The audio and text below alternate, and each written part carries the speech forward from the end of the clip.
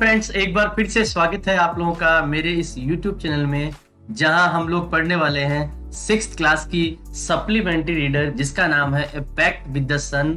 उसका chapter number 1 और इसका नाम है ए टेल ऑफ टू बर्ड्स। ये कहानी है दो पक्षियों के बारे में, किस प्रकार से ये दोनों पक्षी अपने जीवन में अलग अलग दिशाओं की तरफ चले जाते हैं।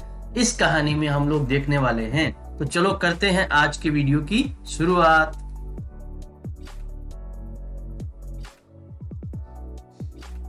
एक बार की बात है, एक जंगल में एक मादा पक्षी अपने 2 बच्चों के साथ रहा करती थी। उसके बच्चे जो थे वो छोटे छोटे थे, इसलिए वो मादा पक्षी अपने बच्चों का दिन रात बहुत ज्यादा ख्याल रखा करती थी। एक बार की बात है, बहुत भयानक तूफान आया, बहुत जोर से बिजली कड़कने लगी और बारिश भी आने लगी। बड़े बड़े जो पेड़ थे वो यहाँ वहां उखड़ गए और ये जो पक्षी जहाँ रहते थे वो भी पेड़ उखड़ गया। और उसके बाद में क्या हुआ, इनका घोंसला नीचे गिर गया और ये जो मादा पक्षी जो थी उसके एक पेड़ की शाखा टकराई और वो मादा पक्षी जो है मर गई। अब ये जो दोनों छोटे छोटे बच्चे हैं ये अनाथ हो गए। बहुत तेज हवा बहने लगी और बहुत तेज हवा के साथ में दोनों पक्षी अलग अलग दिशाओं में पहुंच गए। पहला पक्षी जो था वो एक गुफा के पास पहुंचा और उस गुफा में लुटेरे और डाकू रहा करते थे। दूसरा पक्षी जो है वो उड़ते उड़ते बहुत दूर एक आश्रम में पहुंच गया, जहां पे एक बहुत ही अच्छे साधु बाबा रहा करते थे। तो इस प्रकार से ये जो दोनों पक्षी हैं ये बिल्कुल अलग अलग हो गए। एक पहुंच गया डाकुओं के पास और एक पहुंच गया साधु महाराज के पास। काफी दिन बीत जाने के बाद में ये पक्षी बड़े हो गए और उस जंगल में एक दिन एक राजा जो शिकार करने के लिए आए थे वो एक बहुत ही प्यारे से हिरण का पीछा कर रहे थे और हिरण का पीछा करते करते वो जंगल में बहुत ज्यादा आगे चले गए और वो जंगल में खो गए। उन्हें समझ नहीं आ रहा था कि वो इस समय कहाँ है और अब उन्हें कहाँ जाना चाहिए।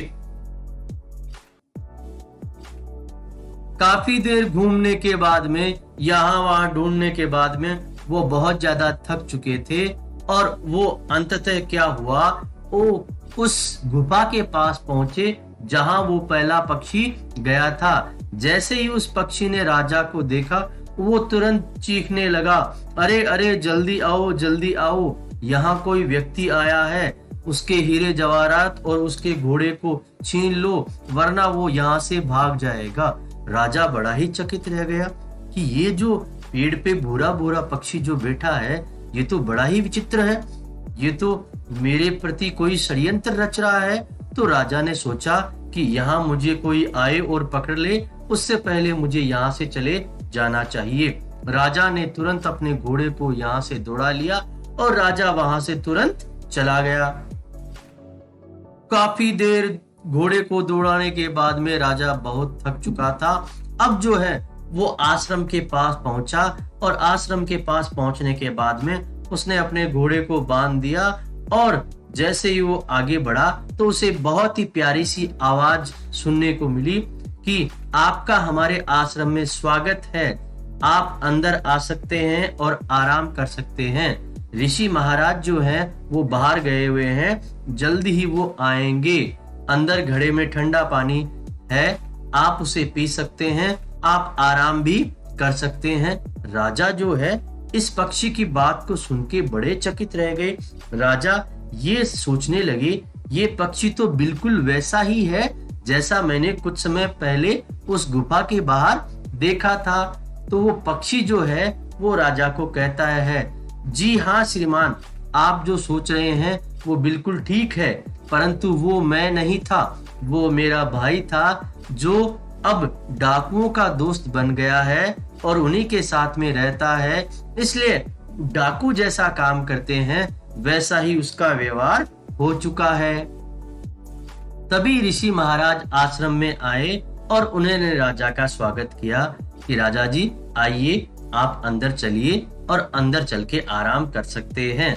आप काफी थके हुए लग रहे हैं, मेरी कुटिया के अंदर चल के आप थोड़ा विश्राम कर लीजिए और मैं आपको कुछ भोजन भी खिलाता हूँ।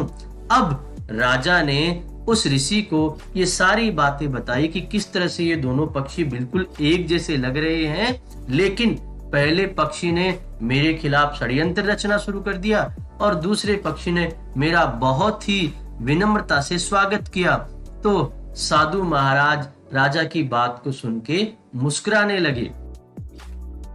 साधु महाराज ने कहा कि आप जिस पहले पक्षी के पास गए थे वो डाकुओं के पास रहता है, इसलिए उसका व्यवहार बिल्कुल वैसा ही हो गया है। जिस प्रकार से डाकू किसी व्यक्ति को लूटने का प्रयास करते हैं, उसी प्रकार से उसका व्यवहार भी सभी लोगों के प्रति ऐसा ही रहता है।